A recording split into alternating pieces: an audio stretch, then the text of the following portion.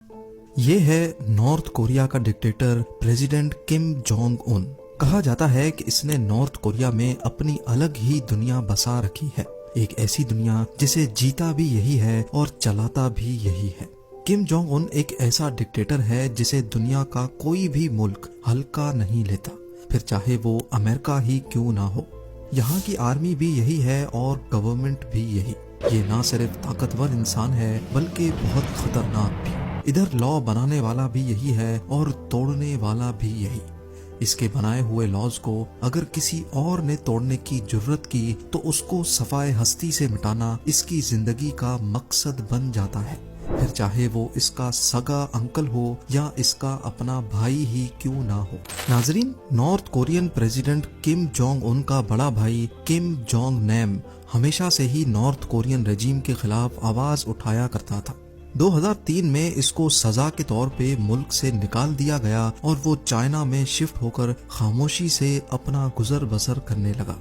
اپنے half brother کو ملک سے نکالنا نارتھ کورین پریزیڈنٹ کے لیے کوئی اچھا فیصلہ ثابت نہیں ہوا، کیونکہ رپورٹس کے مطابق کم جونگ نیم نارتھ کوریا کے سب سے بڑے دشمن امریکن اسپائی ایجنسی CIA کا انفارمر بن چکا تھا اور ان کو انفارمیشن سپلائی کیا کرتا تھا۔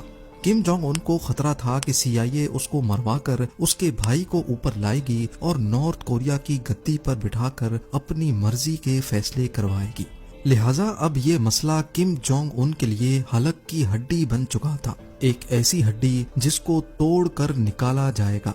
فیبروری 13، 2017 کو کم جونگ نیم کوالالمپور سے مکاؤ جانے کے لیے کوالالمپور انٹرنیشنل ایئرپورٹ میں داخل ہوئے۔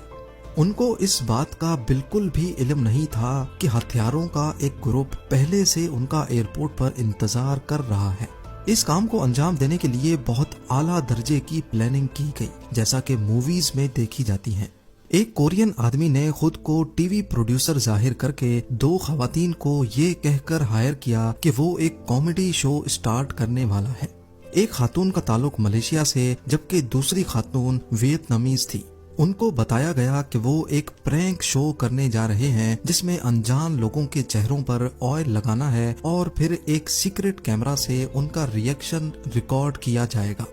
دونوں خواتین کا کانفیڈنس بنانے کے لیے کئی مہینوں تک انہوں نے یہ پرینک شو واقعی میں شوٹ بھی کیا، جس میں بیبی آئل کا استعمال کیا جاتا تھا، لیکن ان دونوں خواتین کو ذرہ برابر بھی بھنک نہیں پڑی کہ یہ پرینک ایک دن ان کو لے ڈوبے گا۔ 13 فیبروری 2017 کو سو کالڈ پروڈیوسر نے دونوں خواتین کو یہی پرینک کرنے کے لیے کوالالمپور انٹرنیشنل